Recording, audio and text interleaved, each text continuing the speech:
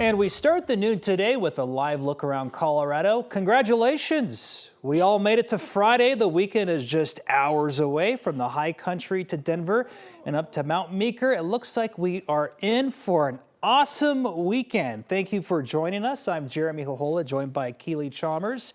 Keely, I am so excited for this weekend. This is a weekend to get outside.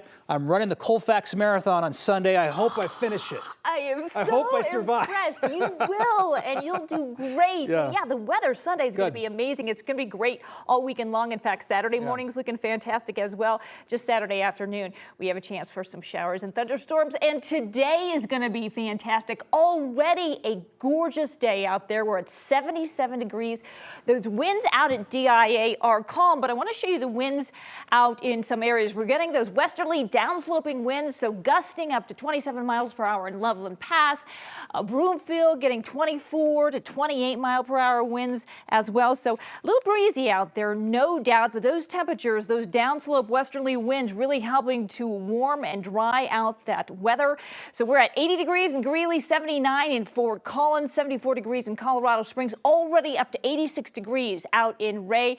We're looking mainly 50s, 60s, low 70s in the mountains right now, 77 out in Grand Junction. So we have high pressure building in. That ridge is keeping any type of storm activity out of our area. Lots of sunshine, just a little breeze to contend with today. So your forecast for the metro area, mostly sunny, 85 degrees. No threat for severe thunderstorms for Colorado today. We are in the clear and mostly cleared tonight as well. Overnight lows dropping into the low 50s. Tomorrow, partly cloudy. We're going to start today with sunshine, and then those showers, potentially a thunderstorm moves in as well. We'll break down the timeline for that coming up in your full forecast in just a bit. All right, Keely, thank you. In less than 30 minutes from right now, one of the people accused of starting a house fire that killed 5 people in Green Valley Ranch will be back in court. Police say Kevin Bowie and 2 others poured accelerant on a house that killed 5 members of the Joel family. That was 3 adults and 2 children. In March, the teen accused of starting the fire, Gavin Seymour, was sentenced to 40 years in prison. That's the maximum punishment allowed under his plea deal. Bowie is expected in court at 12:30 today. Just over an hour ago, closing arguments wrapped up in the case of a man accused of shooting and killing an assistant fire chief who was driving near a street race on I-70. In court, Jeremy Rocha testified, saying he was acting in self-defense when he shot his gun 9 times in June of 2022. Rocha admits he was street racing with friends when he said John Jaros hit a Camaro in the race, then pulled up to Rocha's car. Rocha claims Jaros was holding a gun, so he pulled out his gun and started firing back. Jaros was hit in the head and died. Rocha was arrested and charged 5 days later. We have a crew at the courthouse, and we'll bring you updates once the jury reaches a verdict. We've learned in the last 40 minutes that the car involved in a fatal crash yesterday was possibly a Nissan Ariya. It's an electric SUV. Colorado State Patrol tell us the person driving was a woman, but we don't know her age or her name just yet. We brought you this as breaking news yesterday. Today, I-70 between 470 and Genesee is now back open. The driver of the SUV slammed into the back of a tanker truck that was pulled over on the shoulder. This caused a large fire and 9,000 gallons of diesel fuel to spill. The city of Lakewood was concerned about Bear Creek Lake Park. The EPA tested the water all the way down to Bear Creek Lake and reported, thankfully, no diesel was detected in the water. Hazmat crews also pumped out about 8,000 gallons of fuel that was still inside that tanker before hauling it away. And we've learned search crews recovered the body of a missing hiker who summited Long's Peak over the weekend.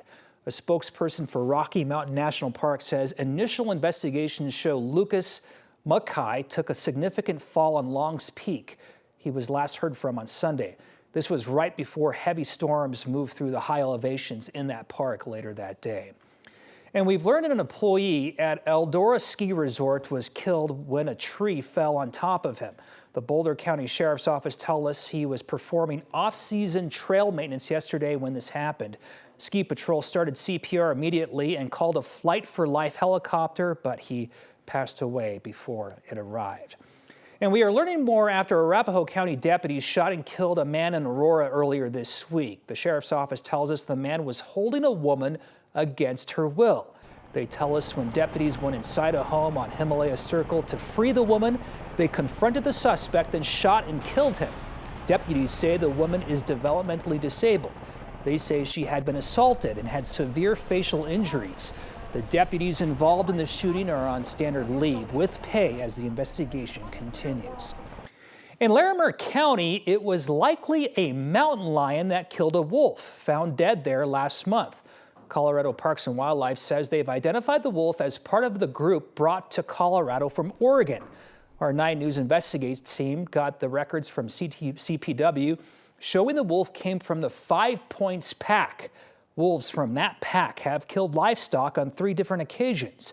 A CPW spokesperson told us the wolf was alone when it died. And this morning in Kentucky, this year's PGA Championship Masters champion, Scottie Scheffler, was arrested. Police took Scheffler into custody after he tried to drive around a fatal traffic accident scene to enter the Valhalla Golf Course Club. That's where the PGA Championship tournament is now underway. He was arrested on a felony charge for assaulting a police officer. He was released around 9 o'clock this morning. He was actually able to make his tee time about an hour later. This is new video at noon of Scheffler at the PGA Championship tournament. This morning, he released a statement calling this a misunderstanding and that he is, quote, hopeful to put this to the side and focus on golf today.